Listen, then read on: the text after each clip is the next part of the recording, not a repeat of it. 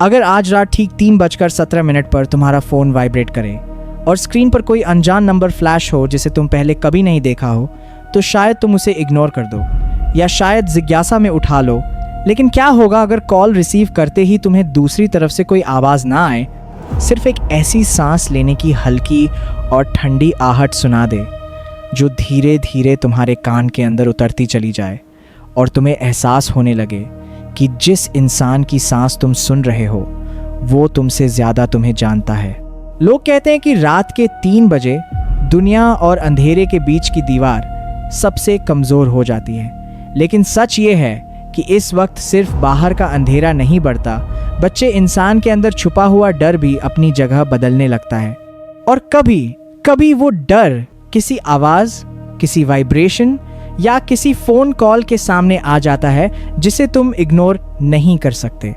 ये कहानी है आरव की, लेकिन हो सकता है इस कहानी का अगला हिस्सा तुम्हारी ज़िंदगी में लिखा जाना बाकी हो, क्योंकि जो कॉल उससे आया था वो सिर्फ एक शुरू थी।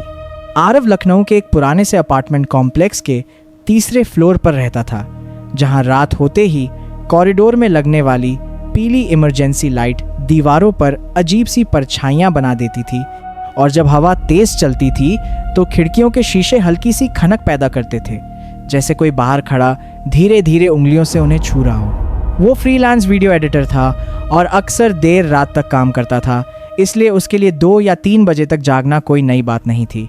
लेकिन पिछले कुछ दिनों से एक चीज़ बिल्कुल एक ही वक्त पर रिपीट हो रही थी और उस रिपीटिशन ने उसके रूटीन के बीच एक दरार डाल दी थी जो धीरे धीरे गहरी होती जा रही थी। हर रात ठीक 3:17 पर उसका फ़ोन बिना किसी वार्निंग के वाइब्रेट का रता था और स्क्रीन पर सिर्फ इतना लिखा होता था, अननोन नंबर।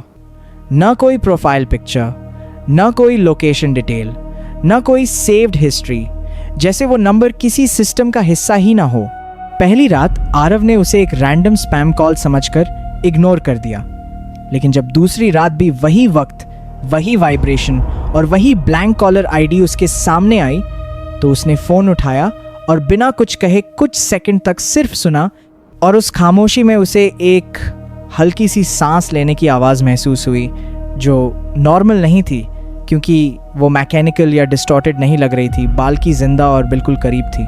तीसरी रात जब फ़ोन फिर 3:17 पर बजा तो आरव ने पहले से रिकॉर्डिंग कर दी, जैसे वो खुद को साबित करना चाहता हो कि जो कुछ हो रहा है वो उसकी कल्पना नहीं है।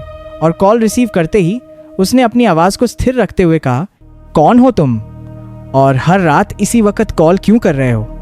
लेकिन जवाब में पहले कुछ सेकंड तक सिर्फ वही सांस लेने की आवाज़ सुनाई दी, जो इस बार थोड़ी तेज़ थी, थोड़ी गहरी थी, जैसे कोई अंधेरे कमरे में खड़ा उसकी रिएक्शन का इंतज़ार कर रहा हो। फिर अचानक एक धीमी और थोड़ी सी खरश भरी आवाज़ उसके कान में घुली और उस आवाज़ ने इतना ही कहा, तुम अकेले रहते हो?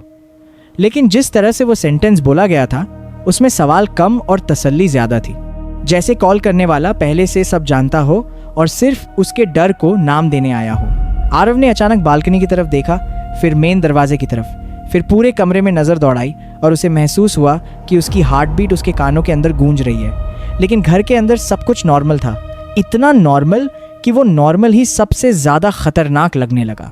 अगली रात उसने तय किया कि अगर कॉल फिर आया तो वो बालकनी से नीचे देखकर कंफर्म करेगा कि कोई उसे देख तो नहीं रहा। लेकिन जब 3:17 पर फ़ोन बजा और उसने रिसीव किया तो दूसरी तरफ से आई आवाज़ ने इस बार धीरे से कहा, बालकनी से मत देखना। और उस एक सेंटेंस ने उसके हाथ को वही फ्रीज कर दिया, क्योंकि वो उसी वक्त बालकनी की तरफ बढ़ रहा था। उसने हिम्मत करके नीचे झांका, लेकिन सड़क बिल्कुल खाली थी और स्ट्रीट लाइट के नीचे सिर्फ उसकी अपनी परछाई नजर आ रही थी। और टैब फ़ोन पर फिर से आवाज़ आई, जो इस बार थोड़े करीब, थोड़े ज़्यादा साफ थी, और उसने कहा, मैं नीचे नहीं हूँ। आरव का गला सूख गया और उसने धीरे से पूछा, फिर कहाँ हो? और जो जवाब आया उसने उसके पैरों के नीचे से ज़मीन खींच ली, क्योंकि आवाज़ ने बिना जल्दी के बिल्कुल शांत तरीके से कहा, मैं तुम्हारे पीछे हूँ। आरव ने पलटकर देखा, लेकिन कमरा खाली था और जब उसने कॉल कट किया तो उसे लगा शायद वो मेंटल स्ट्रेस का शिकार हो रहा है। इसलिए सुबह होते ही उसने रात की रिकॉर्डिंग सुनी ताकि साबित कर सके कि आवाज़ सच में थी। लेकिन रिकॉर्डिंग में सिर्फ एक ही आवाज़ क्लियर थी और वो उसकी अपनी थी।